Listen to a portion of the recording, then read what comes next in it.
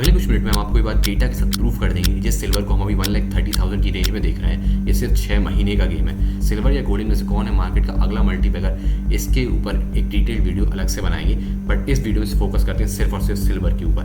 तो डेटा के हिसाब से अगर देखें तो सिल्वर पिछले एक साल में सिर्फ दिवाली से अब तक 80,000 से 1,30,000 तक स्पाइक कर चुका है, जो कि मोर देन 50% है। और हम अपने पोर्टफोलियो में मल्टीबैगर स्टॉक ही ढूंढने में लगे थे। वेल, मल्टीबैगर स्टॉक का तो मुझे नहीं पता, लेकिन हाँ, सिल्वर में कुछ ऐसे सिग्नल्स जरूर है जिनकी वजह से सिल्वर आने वाले कुछ समय में मल्टीबैगर जरूर बन सकता है। ऐसा कौन सा गेम चल रहा है सिल्वर में जिसकी वजह से वो एक मल्टीबैगर बन सकता है, उसी को लेकर एक डिटेल ब्रेकडाउन इस वीडियो में हम करने वाले हैं। तो इस वीडियो में हम कवर करने वाले हैं, पहला, सिल्वर बूम 2025 की पूरी कहानी। दूसरा, कैसे और कौन से ऑप्शन है जिनके थ्रू हम सिल्वर में इन्वेस्ट कर सकते हैं। तीसरा और सबसे इंपॉर्टेंट, 3 ऐसी गवर्नमेंट पॉलिसीज जो कि इस सिल्वर रैली को सबसे ज़्यादा फेवर करेंगी। और चौथा, वीडियो के एंड में एक ऐसी रिपोर्ट और एक ऐसा डेटा बताएंगे जो कि अगर सच हो गया तो सिल्वर आने वाले कुछ समय में 2 से 3 लाख की भी रेंज में जा सकता है। तो चलिए वीडियो स्टार्ट करते हैं। तो सबसे पहले तो सिल्वर की अगर हम अभी प्राइस देखें तो 1,35,000 की रेंज में है।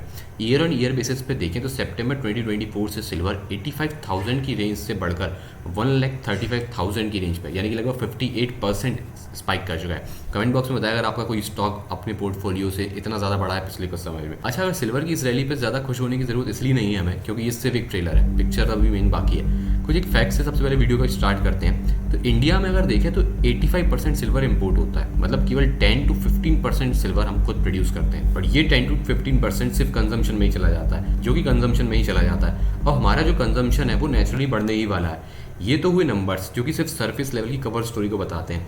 गेम सिल्वर का छुपा हुआ है इन 3 मेजर गवर्नमेंट पॉलिसीज़ के ऊपर। तो क्या है ये गवर्नमेंट पॉलिसीज़, उनके ऊपर अब आते हैं। तो सबसे पहले policy number 1, government of India का 2030 तक रेन्यूएबल एनर्जी से टारगेट है 500 गीगावाट का, जिसमें से 300 गीगावाट आना है सिर्फ सोलार से। एक सवाल आपके मन में आ रहा होगा कि सोलार का सिल्वर से क्या रिलेशन है। वेल, रिलेशन है, एकदम डायरेक्ट रिलेशन है। 1 मेगावाट सोलर एनर्जी क्रिएट करने के लिए 20 to 25 kg सिल्वर यूज़ होता है। अब यहाँ पे बात हो रही है 300 गीगावाट की। 300 गीगावाट का मतलब हुआ रफली 3 लाख मेगावाट, मतलब कि 3 लाख मेगावाट क्रिएट करने के लिए चाहिए लगभग 7500 टन सिल्वर, यानी कि चांदी। इंडिया की करंट कंजम्पशन है 4000 टन, जबकि 2030 तक सिर्फ सोलार से डिमांड आने वाली है 7500 टन की।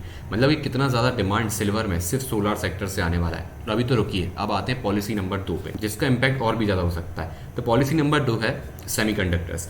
अप्रैल 2025 में 3 सेमीकंडक्टर फैब्रिकेशन फैसिलिटी को फाइनल अप्रूवल मिल गया। क्या होता है सेमीकंडक्टर फैब्रिकेशन फैसिलिटी? तो ये बेसिकली फैक्ट्रीज होती हैं, स्पेशलाइज्ड फैक्ट्रीज, जहाँ पे माइक्रोचिप्स और सेमीकंडक्टर्स मैन्युफैक्चर होते हैं। गवर्नमेंट ने इसके बाद सीधे सीधे माइक्रोन गुजरात, टाटा पीसीएमसी असम और सीजी पावर में 1.2 लाख करोड़ इन्वेस्ट करने का अनाउंसमेंट किया है। फिर वही सवाल आता है कि सेमीकंडक्टर्स का सिल्वर से क्या रिलेशन, तो हम बताते हैं। लेकिन इसके पहले अगर आप इस वीडियो में अभी तक बने हुए हैं तो चैनल को सब्सक्राइब जरूर कीजिए, नीचे दिए गए बेल आइकन को दबाएं और चैनल को सब्सक्राइब करें। तो 7500 टन की डिमांड हो गई सोलार से, 300 टन सेमीकंडक्टर फैसिलिटीज से। और अब आते हैं पॉलिसी नंबर 3 पे, मैन्युफैक्चरिंग। तो 2026 तक इंडिया का टारगेट है 300 बिलियन का इलेक्ट्रॉनिक मैन्युफैक्चरिंग में। फिर क्वेश्चन वहीं आ जाता है कि मैन्युफैक्चरिंग का सिल्वर से क्या रिलेशन।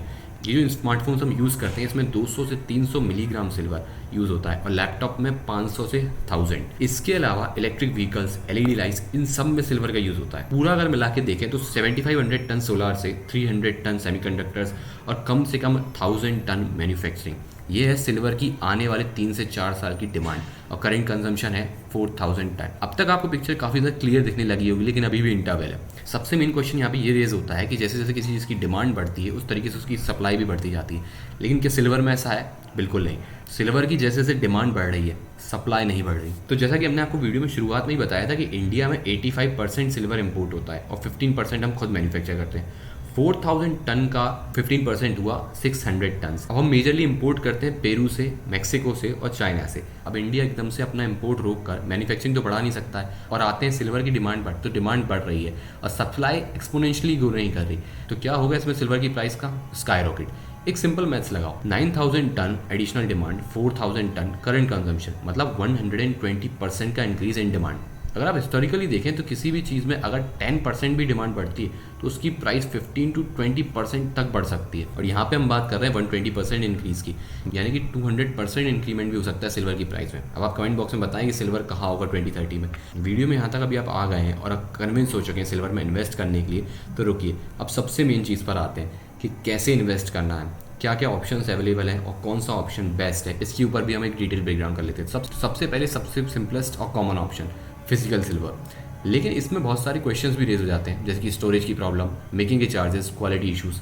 तो सेकंड ऑप्शन ऐसे में आता है सिल्वर का ETF, जो कि आजकल बहुत ज़्यादा पॉपुलर हो गया है, जिसमें सबसे पॉपुलर जो ETF है वो है निपॉन का सिल्वर ETF आपने सुना होगा। ये एक तरह से देखें तो इजी लैंग्वेज में कहें तो एक तरीके का फंड होता है जो कि सिल्वर को ही रेप्लिकेट करता है, उसी को ट्रैक करता है। सिल्वर के शेयर्स परचेज करने जैसा हो गया है। इसमें किसी भी तरीके की स्टोरेज की प्रॉब्लम नहीं है, लिक्विडिटी का ऑप्शन है, सिक्योरिटी है और क्वालिटी का कोई भी इशू नहीं है जो कि फिजिकल सिल्वर परचेज करने में हो सकता है। एक बहुत ही मिनिमम एक्सपेंस रेशियो ये फंड्स चार्ज करते हैं, 2 सेकंड में खरीद सकते हैं, 2 सेकंड में बेच सकते हैं, तो लिक्विडिटी बहुत ही ज़्यादा ईजी हो जाती है। इसके अलावा आते हैं तीसरे ऑप्शन पे, उन कंपनियों में इन्वेस्ट करना जो कि सिल्वर की माइनिंग करती हैं। इसमें सबसे बड़ा नाम है हिंदुस्तान जिंक जैसी कंपनी का, जो कि इंडिया की सबसे बड़ी सिल्वर प्रोडक्शन में कंपनी है। तो ये थे 3 ऑप्शन, किस ऑप्शन में इन्वेस्ट करना है उसको लेके एक डिटेल वीडियो हम एक अलग से भी बनाएंगे। और मैं आपको अपने पोर्टफोलियो का बताऊं तो मैंने भी सिल्वर की ETF में काफ़ी ज़्यादा मेजरली इन्वेस्ट कर रखा है, लेकिन वो भी 10% से ज़्यादा नहीं है।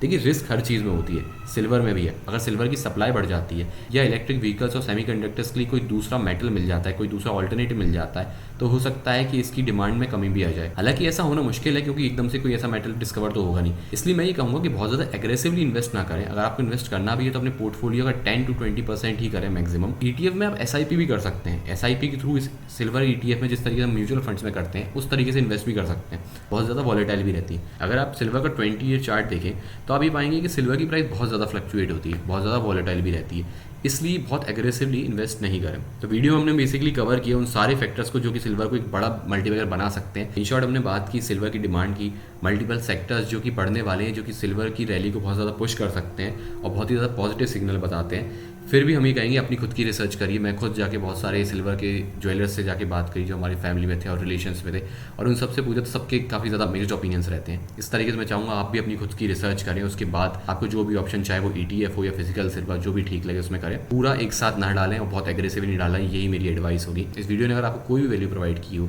तो चैनल को लाइक करें, शेयर करें और सब्सक्राइब करें। Thank you so much.